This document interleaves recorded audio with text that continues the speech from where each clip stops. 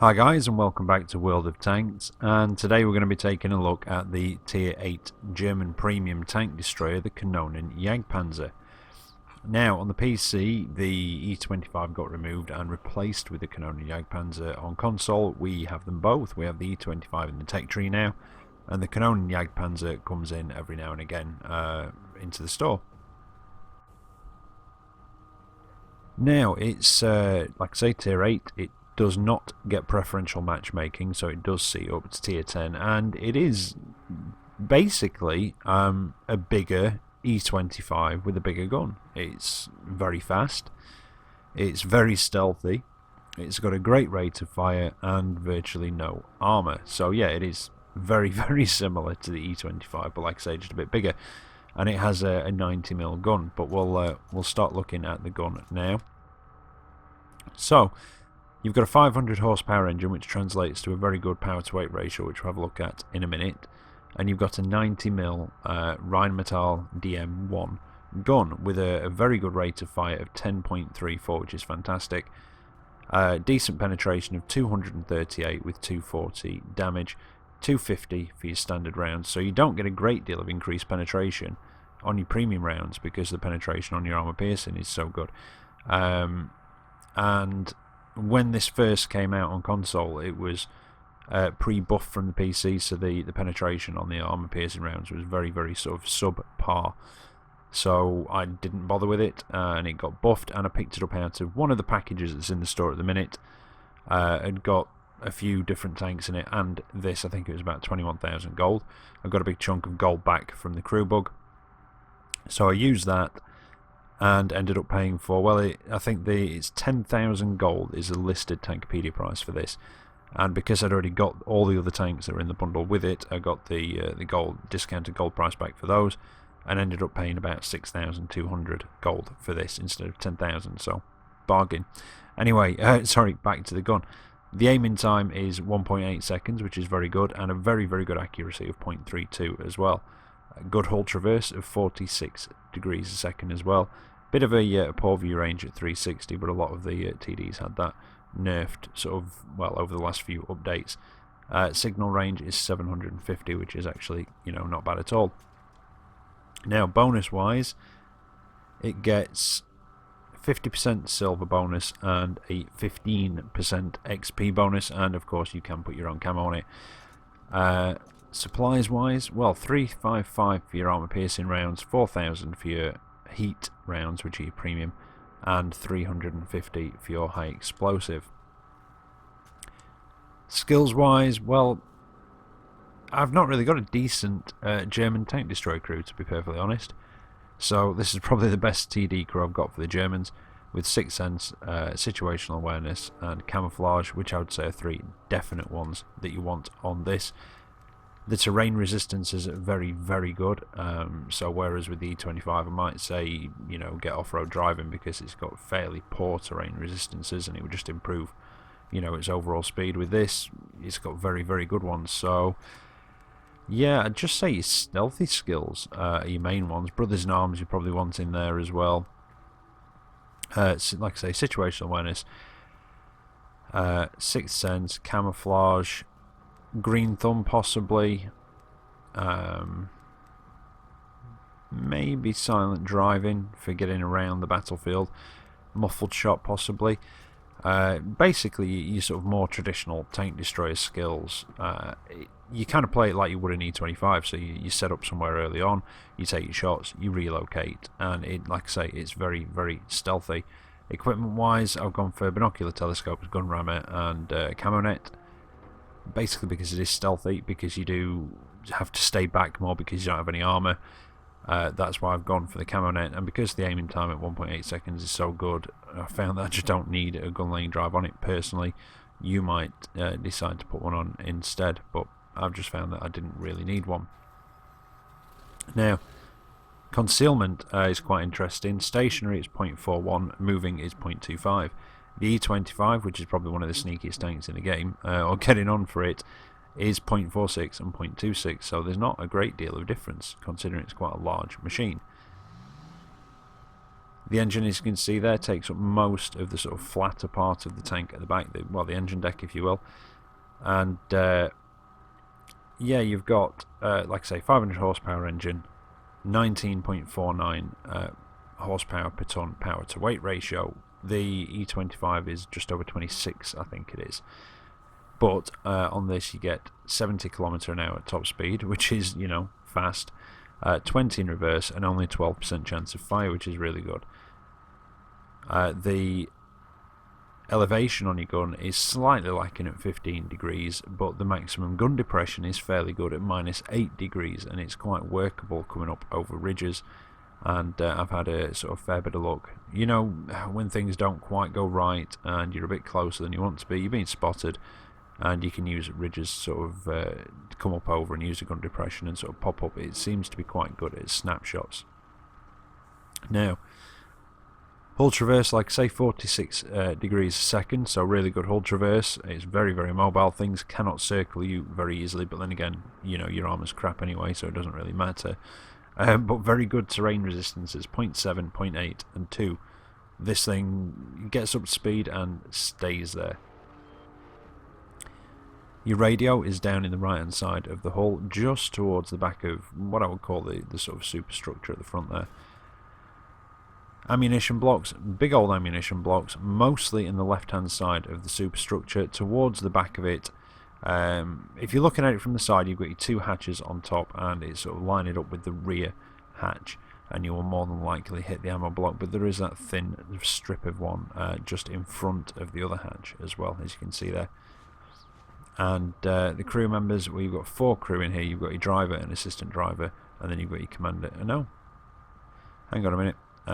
It's alright, the way it's set up, you've got your commander, your driver, your loader, and your gunner. Yeah, it's the way that they're set out inside. It does seem slightly odd, and it just threw me there. Now, armour wise, well, like I said, there's not really much to speak of armour wise. 30mm on the front, 30mm on the side, and 8mm on the rear. I have had one bounce in this, one very lucky bounce, as I was pulling back from over a ridge against, I think it was a Tiger 2, but it wasn't fully upgraded, so I think I had the long 88. But yeah, it was a very lucky bounce off the gun mantle. You cannot rely on the armour in this at all against anything, and you know, that's one of the reasons why it sees up to tier 10, because it's got the pen to deal with the higher tier stuff, and because it doesn't matter what's shooting at you, it's going to pen you unless you are extremely lucky and you track seat it, or you get a very lucky bounce off the gun mantle like I did as I was pulling back. Now, I'm not overly good in this tank yet. I am not... Well, I've not really been through many of the glass cannons, sort of more traditional tank destroyers. As you can see, I've got the Stereo Mill there, so I'm going through them. And I've got the E25, which I don't take out nearly as often as I should. So we've got a couple of alright matches coming up for you. It should show you... Well, it'll basically should show you how this handles and give you a bit of an idea as to what it's like, really. So I think enough of me rambling on. Let's get into the replays and see how it actually handles. Right, so here we are for the first of the replays, and well, as you can see, it's a tier 8 match, but there's only 2 tier 8s on each team, so it's about the best matchmaking you're ever going to get in this, apart from if you are the only top tier. But yeah, it's an encounter, and it's on Karelia. And like I said in the garage, I'm not overly great in this sort of type of vehicle. I do like it, it's good fun, and you know, I'm practicing in it and getting a bit better, but yeah, I think they show it sort of what it can do and what it can't do with both of these replays. And like I also said in the garage as well, and you know, I didn't bother with this when it first came out because the penetration was sort of so below average, and it had to, you know, face up to tier 10 with quite poor pen. And then, like I say, it got a buff. So here we are. I've managed to pick one up for a bit cheaper, like I said before, and it's, I don't know, I mean, it's not available on its own at the moment. It is in that bundle. It did work out, like I say, that I got it quite cheap compared to what it would normally be, but I did own all of the other tanks that it was bundled up with, so that's why it came out sort of so much cheaper. But it's worth keeping an eye out for this one, for if it does come back to the store on its own, or if it ever appears in the tech tree. For if you basically, there's a lot of people that would like a tank destroyer like the E25, you know, sort of the way it plays, but they don't want that gun on it, because the gun on the E25, it does have a really good rate of fire at something like 26 rounds a minute. Maybe even slightly more than that, but it is a very low pen, low damage gun. It, you know, a little pop gun, as some people call it, with about, I don't know, I want to say it's about 110 damage and penetration. I could be slightly wrong on that though, I can't quite remember now off the top of my head. But they want, you know, that sort of the lightly armoured, really quick, really stealthy gameplay, and this is it basically. You know, it's very stealthy, nearly the same concealment values as the E25. It's not quite got the power to weight ratio of the E25, but it does have really good terrain resistances, which do, well, they do kind of make up for that, and they do put it sort of in a very similar area for acceleration. And this does have, you know, 5 kilometers an hour better top speed, but it's got a better gun. You know, it's not in the same sort of area damage-wise as, say, a Rheinmetall-Borsig, but this does have that fantastic rate of fire at 10.3 rounds a minute, which, as you can see there, the reload on this is fantastic. I mean, was that less than 5 seconds? 5 seconds dead on, and that's with, well, no premium food items, no vents on there either. That's just with a gun rammer, and yeah, no brothers in arms or anything on the crew. So yeah, just with a gun rammer, it goes to 5 seconds dead on. So if you had a crew with like brothers in arms and maybe chocolate in there as well, you'd be getting that down to less than 5 seconds for a reload, and at 240 damage per shot, it soon adds up, and it adds up very quickly. And like I said before, the penetration is good. You can see with the aim time, I've got no gun lane drive on it, but the aim time isn't too bad at all at 1.8 seconds. It's really quite rapid. Bit of a speculative shot there, hoping he was still there, but he wasn't. See, I started off playing a bit cautious in this round, but then when I realised that really nothing had come up this way, got in a little bit, but I was getting trolled by the accuracy on a couple of shots. Just sort of dropped and disappeared into his tracks there. But it is a very accurate gun on 0.32 accuracy as well, so I mean, if you didn't want the gun rammer, or you didn't want the camo net or the binocular telescopes, you know, you could always put a gun lane drive on it, and that aim time would be, well, it would be very, very good. Now I managed to hit the OI. Was it an OI or yeah, it would have been an OI because it's a tier 8 match. Now there's champion. I don't know if I'm going to get a hit on him. Nope. No, I just put that into the rocks. But yeah, like I said before, it's not in the same sort of league as the Rheinmetall-Borsig tier 8 for sort of damage wise, with it having the 90mm, but the rate of fire does more than make up for it. And well, you can see the way I'm playing it. I'm playing it fairly mobile. I'm keeping back. I'm trying to keep hidden. And you know, you would play it like you would play an E25, or I'm going to say anything else that's like that, but there isn't much else that's like an E25 or this. But you want to, you know, get to a location maybe early on, fairly far forwards, use your stealth, use view range, etc., or if somebody's spotting for you, put your shots in and relocate, and you are fast enough to get around the battlefield wherever you want. You know, I could be right down here. It could be a standard battle. I could be right down this end of the map, and you know, they could start capping at the other end, and I could be back there very, very quickly. Now I'm just trying to move a bit closer down towards, well, towards where the enemy's spawn location was. I do have a feeling there's a couple of mediums up here still, and there's one of them. So I managed to put one into the back of him. Am I going to get another shot before he can get his turret round on me? Yes, I can. I'm going to take a hit though. And it's not my gunner out, so I'll get him healed. Get that shot in. Yeah, I thought I was going to take a second. Didn't expect to take a third, and in fact I didn't. I was just checking what was left there. There's the other medium that I'd seen over here. And yeah, I am being quite aggressive. He's managed to track me, but I did set him on fire with that hit through the front. And he's burnt away. So that was quite a lucky shot there. I didn't really want to waste my repair kit on my tracks. But at that point I didn't really quite realise how few tanks were left. And in fact there was only one, so I could have got away with using it quite easily. And there he is, 3601H.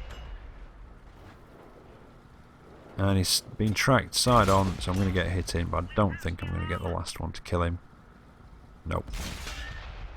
And I hate it when it does that. I'd already taken my finger off the trigger, but it's still fired. But there you go. Not a bad match at all, quite good fun. I do like the Kanonenjagdpanzer actually.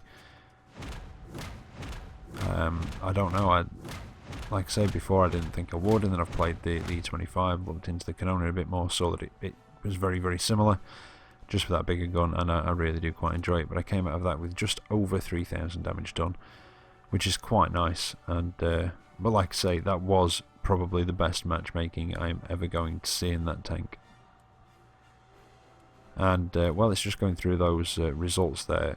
There was no video last night, I do apologise. I was having massive issues with the internet. Everything just dropped, everything wireless, like my PC, etc., or laptop, dropped the connection from the router, would not connect back up to it, and just kept telling me that it was the wrong password.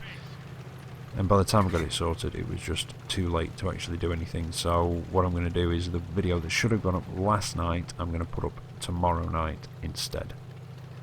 Because obviously I don't normally do one on a Saturday, so I'm going to do that. Anyway, back to this match. It's South Coast in the rain, and it's another, yeah, it's another tier 8 match. A bit more heavily tier 8 this time though. And it's a standard battle this time. And this one I nearly saved, actually, for a World of Fail video. And not for myself, more for the team. And well, if you look at the map, you'll see what I'm on about. Just sort of look at the spread, and it's yeah, not very good. In fact, there's, well, in A4 there's a heavy that's left at the spawn area, and going down the 0 line, well, there's my lovely wife over there, platooned up. In fact, that was good timing, just so I looked at her name. And there's a tank destroying a medium, so they've actually shifted. Myself, with me being a bit of a glass cannon, only 30 mil of armour, I think this is probably one of the better places for me. And I was thinking that basically because of where I was before, just on the other side there. I can cover that approach coming up the 0 line, and I'm fast enough to move around, to move up with the team, and basically sort of manoeuvre around the map to where I might be needed. So I've flicked over to this side, having a go at the Pershing, and I managed to kill him. But our team, they're just not moving from up at the spawn location. They're just all up here for some reason. Again, I'd expect to see the steering wheel. This is where I'd expect to see him at the beginning of the match. Because, you know, you're not going to be getting forward and aggressive in something like a steering wheel or the Kanonen. Simply because you just can't take the hits. I was hoping to try and knock the houses down there. I was thinking he was going to stay behind them. But yeah, you just can't take them, so you've got to set up. Well, like I say, you've got two options. You can either move forwards to set up an early sort of spotting, sort of ambush sniping location, take your shots, and then pull back and just get out of there. Or you can do what I'm doing in this match, where I've not gone too far forward. I'm waiting to see, you know, I've got to a position where I can cover enemy approaches. I can see what's coming from the teammates that have gone forwards. And then, you know, the plan is, obviously, if the team had advanced a bit further, then as the match progressed, I would have moved further and further, you know, across the map towards the enemy sort of cap. providing support wherever I can.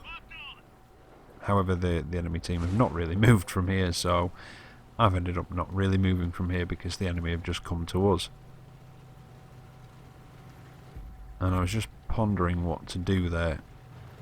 I was wondering if the T-69 might come back and possibly put himself where I might be able to hit him, you know, to try and get some shots at me, but he hasn't, so I've pulled back a bit. I'm trying to just swing around and get to a point where I can put shots in, but I'm hopefully not going to get detected myself. However, it's not looking very likely. So I'm going to have to try and get a bit closer in. And, you know, at the minute we are 2 tanks in the lead. I'm not quite sure how. But keep an eye on that heavy and that tank destroyer that are just going down the beach, down the one line there. Just keep an eye on them. I don't think they were too impressed at this point because basically, you know, our team haven't really shifted from cap. That was a nice hit on that, but I did take a couple from the T-69. And I'm trying to do what I can to these guys that are sort of that are coming up and encroaching on the base and on the cap. But yeah, that heavy and that tank destroyer, by the way, yes, they're instrumental in how this game actually turns out in the end. And I just managed to take out the T-32, took another hit from the T-69. I really don't have much health to play with now, so I've got to be very careful. And I just wasn't quite careful enough. And I get taken out by the T-26E4. But it did end up a victory. Those 2 guys made their way down and actually capped out for the win. And the enemy team, they went into cap, started capping first, and then left it after our guys had started capping. But I came out of that with 2,774 damage done. 126,000 silver, but I did think I'd get a bit extra from one of those ops. And 5 kills, which put me at the top of the table. My wife, unfortunately, is in a stock Carnarvon, so she's not having much fun at the moment. But anyway, there you go, the Kanonenjagdpanzer. I hope you've enjoyed it. I hope it's been informative for you. And I will be back tomorrow with another video, even though it's Saturday. So until then, take care out there, and I'll catch you next time. See you later.